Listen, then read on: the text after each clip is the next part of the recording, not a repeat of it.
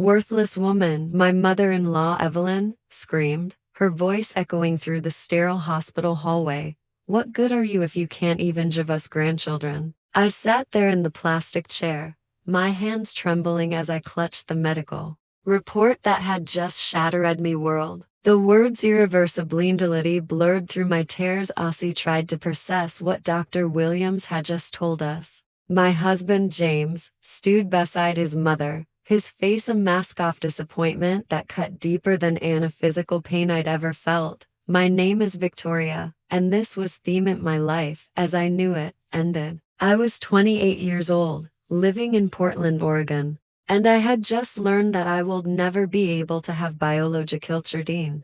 The polycystic ovary syndrome had progressed too far, the damage too extensive. After 3 years of trying to conceive, countless doctor visits, and endless hope, the verdict was final. "We spent a fortune on your treatments," James muttered, not even looking at me. "All for nothing." Evelyn crossed her arms, her cold eyes fixed on me with pure disgust. I told James he should have married someone else, someone who could actually fulfill her duties as a wife. The words hit me like physical blows. I had loved James since college, had devoted myself completely to our marriage and his family's expectations. I worked part-time at a local veterinary clinic while spending most of my energy trying to become the perfect wife and daughter-in-law they wanted. I cooked elaborate Sunday dinners, maintained their pristine house, and endured Evelyn's constant criticism with asthma. "Maybe we should consider adoption," I whispered, my voice barely audible. Evelyn's laugh was cruel and sharp. "Adoption? You think we want some stranger sweet-winded child? The whole point is to continue the family bloodline, not raise someone else's mistakes." James finally met my eyes, and what I saw there made my stomach drop. "My mother's right, Victoria. This changed everything. I married you expecting children, a real family. What's the point now?" I felt something cold setline my chest as I realized the two people I had sacrificed everything for were looking at me like I was broken merchandise. The love I thought was assured, the life we had built together. It all meant nothing compared to their obsession with biological heirs.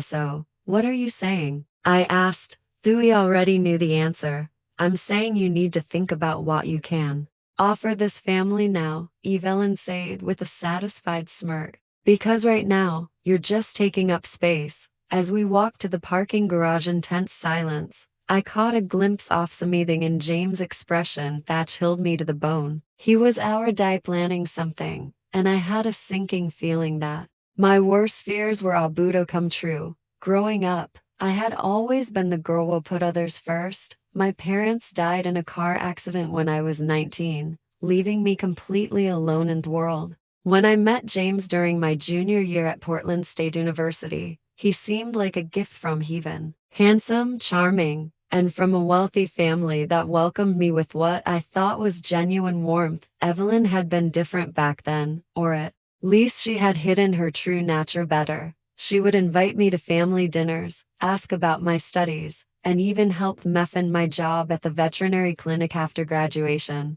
I thought I had found not just a husband, but a real family to replace the one I had lost.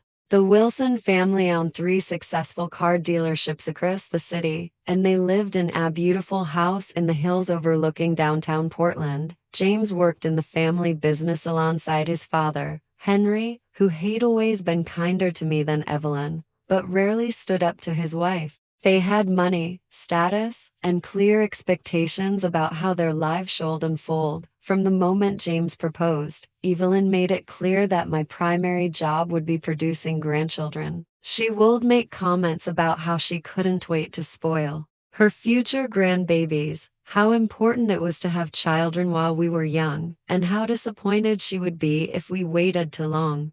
I had wanted children too, so her enthusiasm seemed like a blessing rather than the pressure it actually is. When we didn't conceive immediately, the comments became more frequent and pointed. Evelyn would suggest fertility diets, recommend specialists, and constantly ask intrusive questions about our privatel life. She even went so far as to schedule my first doctor's appointment without asking, claiming she just wanted to help. There's nothing wrong with getting a head start on testing, she had said, with that fake, sweet smile she used when she was being manipulative. Better to catch any problems early. The months of testing and treatments had been emotionally and physically exhausting. Every appointment brought new hope, followed by crushing disappointment. Evelyn became increasingly impatient, making comments about how long everything was taking and suggesting maybe I wasn't trying hard enough. James began pulling away during this time, spending more hours at work and less time talking to me about anything meaningful.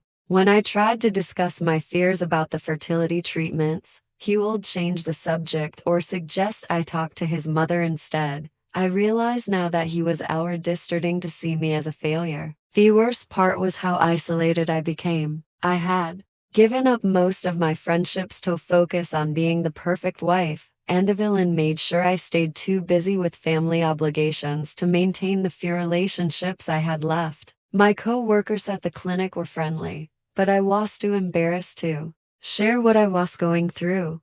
Looking back, I can see all the warning signs I ignored. The way Evelyn's kindness always came with strings attached. How James expected me to handle all the emotional labor in our relationship while he focused on busyness. The subtle ways they made me feel like I had to earn my place in their family rather than being welcomed as an equal member. But that day in the hospital, when the doctor delivered his final verdict, all pretense fell away. The drive home from the hospital was the longest 20 minutes of my life. James stared straight ahead, his knuckles white as he gripped the steering wheel. Evelyn sat in the passenger seat, occasionally muttering under her breath about defective women and wasted time. I huddled in the back seat, feeling like a child being taken home after disappointing her parents at a school function. When we arrived at the house, Evelyn immediately called Henry to share the news. I could hear her drama tickling from the kitchen where she painted me as some sort of deceiver who had tricked their poor innocent son into marriage under false pretenses. She knew Evelyn was saying women always know when something's wrong with their bodies. She probably knew before they even got married and just didn't tell us. That wasn't true. Of course, I had no idea about the severity of my condition until the doctors explained it that day. But I was learning that truth didn't matter much to the Wilson family when it didn't serve their narrative. James found me sitting at the kitchen table, still holding the medical report. He sat down across from me, and for a moment, I thought maybe we could work through this together. Maybe we could explore other options or at least grieve this loss as a team. Victoria, we need to talk about our situation, he said, his voice cold and formal like he was conducting a business meeting. I know this is disappointing, it began, but we have options. We could try if with donor eggs or adoption or no. His interruption was sharp and final. My mother and I have been discussing this and we think it's best if you move out. The words hit me like a physical blow. Move out? James, we're married. This sir. Home.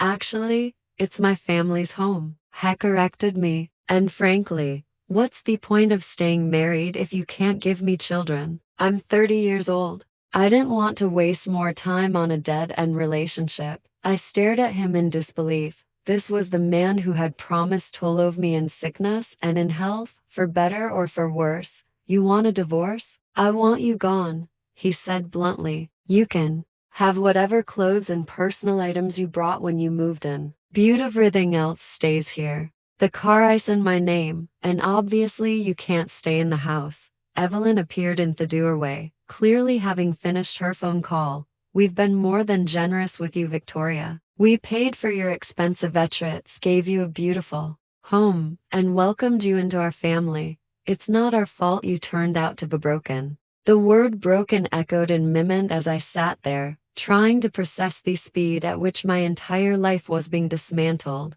These people I had loved and served and sacrificed for were throwing me away like garbage the moment I couldn't give them what they wanted. You have until tomorrow evening to pack your things and find somewhere else to go, James added. I'll be filing for divorce next week on grounds of inability to fulfill marital obligations. As I looked at the artistified faces, something hardened inside me. They thought they were discarding a broken, worthless woman. They had no idea who they were really dealing with. I spent that night in a cheap motel near the airport, staring at the water-stained ceiling and trying to figure out how my life had fallen apart so completely in the span of 12 hours. I had $67 in my checking account, a small savings account with about $800 that James didn't know about and nowhere to go. The next morning, I called in sick to work and began the humiliating process of packing my belongings. James had already left for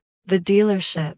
Butteville stationed herself in the living room like a guard, making sure I didn't take anything she considered theirs. This included wedding gifts we had received together, furniture we had picked out as a couple, and even some own books that she claimed were now family property since they had been on the family bookshelves. "Don't even think about taking that casserole dish," she barked when I reached for a ceramic dish my late mother had given me before she died. I've grown quite fond of it. I wanted to fight her on it, but I was so emotionally drained that I just let her have it. I let her have everything except my clothes, my laptop, and a small jewelry box with my mother's ring. The only thing I had left of my parents. As I loaded my single suitcase into the trunk of a taxi, Evelyn delivered her final blow. "You know, Victoria, I never liked you. You were always too needy, too desperate to please. James deserves someone with breeding, someone who can actually contribute to this family's legacy. You're just a sad little orphan who was never going to be good enough." Her words were designed to shatter whatever remained of my confidence, and for a moment, they almost succeeded. But as the taxi pulled away from the house where I had spent 3 years, trying to earn love that was never real, I felt something unexpected: relief. For the first time in years, I didn't have to worry about Evelyn's approval or James' disappointment. I didn't have to pretend to enjoy family dinners where they talked about me like he wasn't there or smile through passive-aggressive comments about my cooking or cleaning. I was free from these suffocating expectations and conditional love. I spent the next week in a series off-keep motel using my laptop to search for affordable apartments and full-time jobs. My part-time position at the veterinary clinic barely covered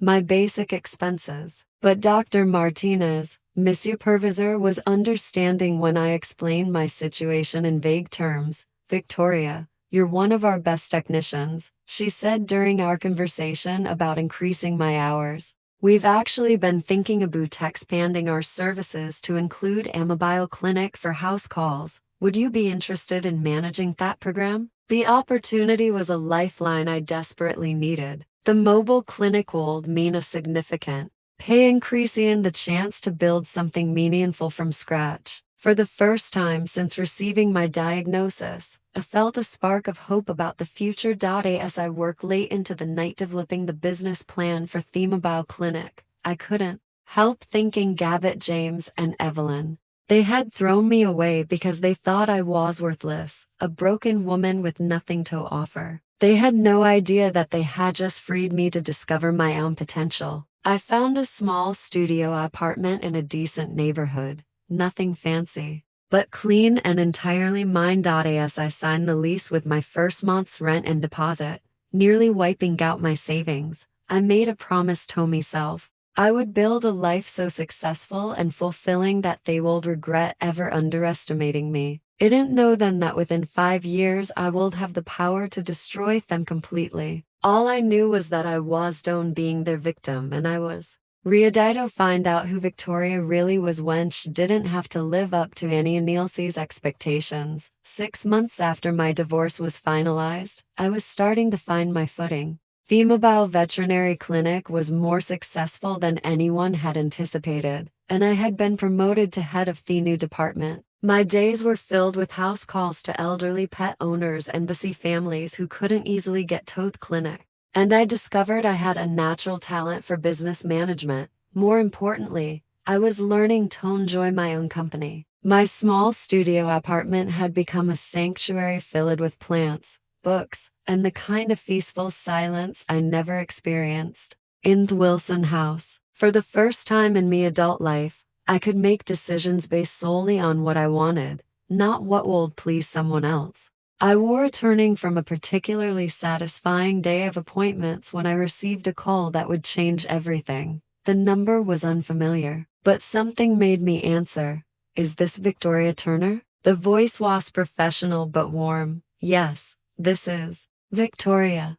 My name is David Morrison. I'm a private investigator, and I've been hired to locate you regarding a matter of inheritance. My heart skipped. I had no living relatives that I knew of, and my parents had died with nothing but debt. I think you have the wrong person. You were born Victoria Lynn Turner on March 15th. Correct. Parents were Robert and Helen Turner. Yes. But Miss Turner, your father had an older brother named William Turner. He passed away recently and left a substantial inheritance to his only living relative, you. I had to sit down on my apartment steps. I don't understand. My father never mentioned having a brother, according to the documents I have. There was a falling out between the brothers in their 20s. William tried to reconnect several times over the years, but your father refused all contact. William never married or had children, and when learned of your parents' death, has spent considerable resources trying to find you. Unfortunately, your marriage and name change made you difficult to locate. The investigator explained that my uncle William had been a successful tech entrepreneur who sold his company for $47 million 3 years ago. He had been living quietly in Seattle, managing his investments and searching for his lost family. His will left everything to me along with a letter explaining why I had never given up looking. There are some legal procedures to complete, but you're looking at inheriting approximately $52 million plus properties in Seattle and Vancouver. I dropped the phone. When I called back 10 minutes later after confirming this went an elaborate scam, David Morrison was patient with my questions and emotional reactions. He arranged to meet me the following day with William Saturday to begin the inheritance process. That night, I couldn't sleep. I kept thinking about the letter William had written, which David had read excerpts from. My uncle had expressed regret about the estrangement from his brother and his determination to find me after learning I was alone in the world. He had followed my life from a distance, proud of my work with animals and heartbroken when he learned about my divorce. She deserves to know she's not alone. The letter said she deserves to have choices and opportunities that weren't available to her before. I hope this inheritance helps her build the life she truly wants. As I processed this unexpected gift, I thought about James and Evelyn. They had thrown me away believing I was worthless, a woman with nothing to offer their precious family legacy. They had no idea that while they were busy congratulating them on getting rid of me, I had become one of the wealthiest women in Oregon. The irony was delicious, but I wasn't ready to act on it yet. First, I needed to learn how to navigate this new reality and decide exactly what kind of life I wanted to build with my uncle's generous gift. The inheritance process took 3 months to complete, during which he continued working at the veterinary clinic and living in my studio apartment. I didn't want to make any dramatic changes until everything was finalized, and I had time to process this life-altering event. David Morrison became not just my investigator but a trusted advisor, helping me understand the scope of William's holdings and connecting me with financial planners and attorneys. When the money finally transferred to my accounts, the reality hit me all at once. I was no longer Victoria Turner, struggling divorce or trying to rebuild her life. I was Victoria Turner, multi-millionaire, with the power to do whatever I chose. My first major decision was about my living situation. I could have bought a mansion, but instead I purchased a beautiful contemporary house in the Pearl District with floor-to-ceiling windows and a stunning view of the city. It was elegant, but not ostentatious, sophisticated, but still warm enough to feel like home. The second decision was about my career. I loved working with animals, but I wanted to expand my impact. Using $2 million of my inheritance, establish the Turner Foundation for Animal welfare, focusing on providing veterinary care to low-income families and supporting no-kill shelters through it to the Pacific Northwest. As my foundation grew, I found myself moving in different social circles. I attended charity events, sat on nonprofit boards, and met other philanthropists and business leaders. It was at a foundation board meeting that I first met Alexander Kane. Alexander was everything James had never been. Intelligent, kind, genuine interest in making the world better, and completely unimpressed by my wealth. He ran a successful sustainable energy company and served on several nonprofit boards purely because he believed in giving back. When he asked me to dinner after our third board meeting, I was terrified and thrilled in equal measure. I have to be honest, I told him over coffee one afternoon, several weeks into what had become a friendship with romantic undertones. I've been divorced for about 2 years. It didn't end well.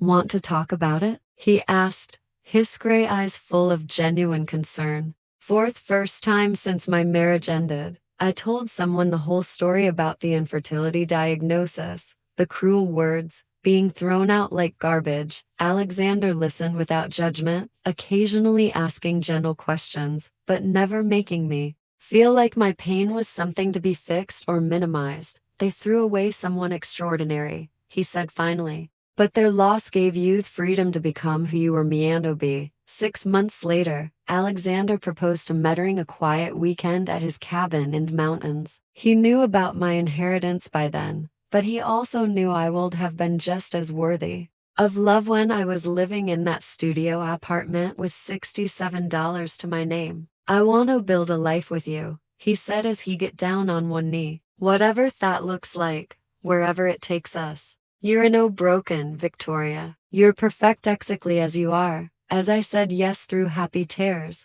I thought about how wrong Evelyn had been. She had called me worthless because I couldn't give them biological children, never understanding that my value as a human being had nothing to do with my reproductive equity. Alexander and I began planning our future together, including Ursher's dream of adopting children who needed loving homes. We started the process immediately, excited about the possibility of giving a child the kind of stable, unconditionally loving family I had always wanted. But first, there was something I needed to do.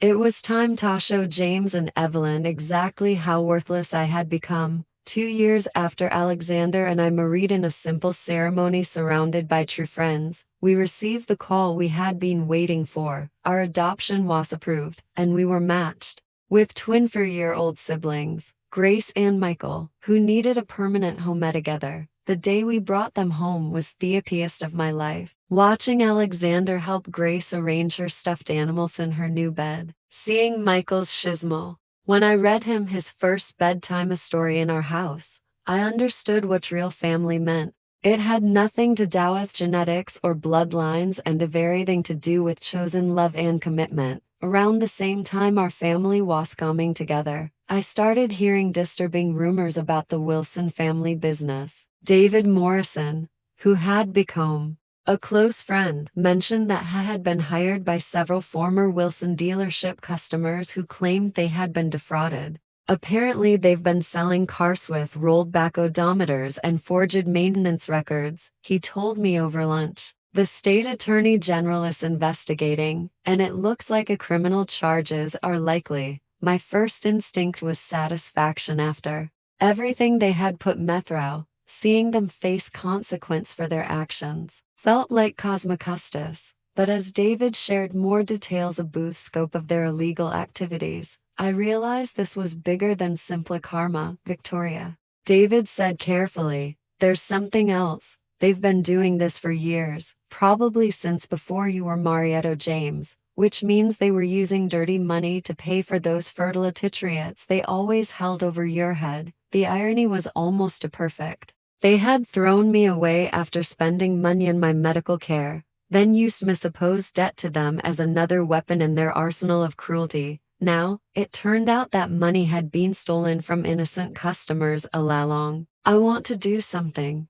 I told Alexander that evening as we tucked Grace and Michael into bed. What do you have in mind? He asked, though his smile suggested he already knew. They're going to lose everything when this investigation concludes. They'll probably have to declare bankruptcy to pay legal fees and settlements. When that happens, I want to be there. Alexander kissed my forehead. My brilliant, vengeful wife. What are you planning? I smiled as I outlined my idea. It was petty and dramatic and absolutely perfect. The bankruptcy hearing was scheduled for a Tuesday morning in downtown Portland. I had been tracking the Wilson family's legal troubles through David's contacts and public records, watching as their empire crumbled under the weight of investigation and lawsuits. James and Evelyn would be required to appear in court to surrender assets and explain their financial situation to creditors. It would be the most humiliating day of their privileged lives, and I wanted them to see exactly what they had thrown away.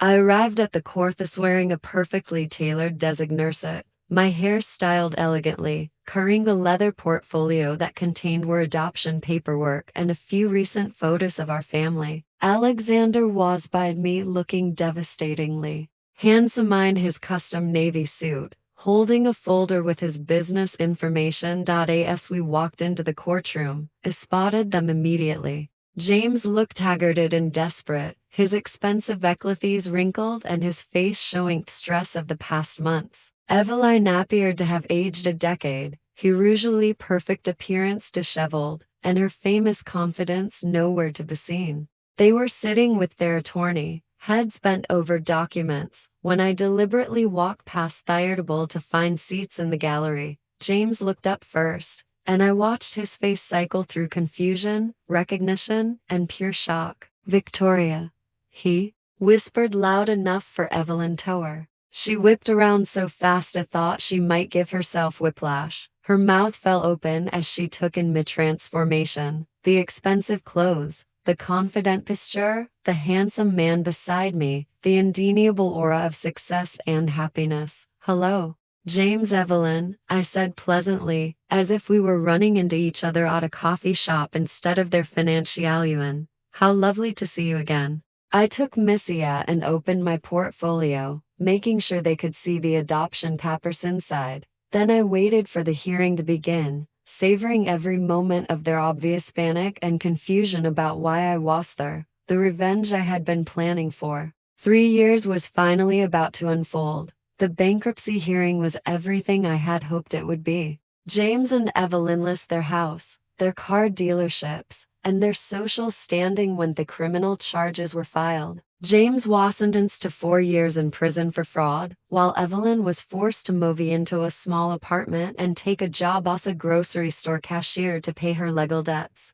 Their cruelty and greed had finally caught up with them, leaving them with nothing but the bitter taste of consequences they had spent years avoiding. The woman they had called worthless and thrown away like trash was now living a life of purpose and abundance, while they faced each day knowing their own actions had destroyed everything they once held dear. As I walked out of that courthouse hand in hand with Alexander, my heart full of love for our adopted children waiting at home, I felt a profound sense of closure about the path my life had taken. The future stretched ahead of us bright with possibility. More children to love, more lives to touch through our foundation, and the deep satisfaction of building something meaningful together. Looking back on my journey from their victim to my own Victor, I realized that their rejection had been the greatest gift they could have given me, freeing to discover who I truly was when I stopped trying to earn love that was never real.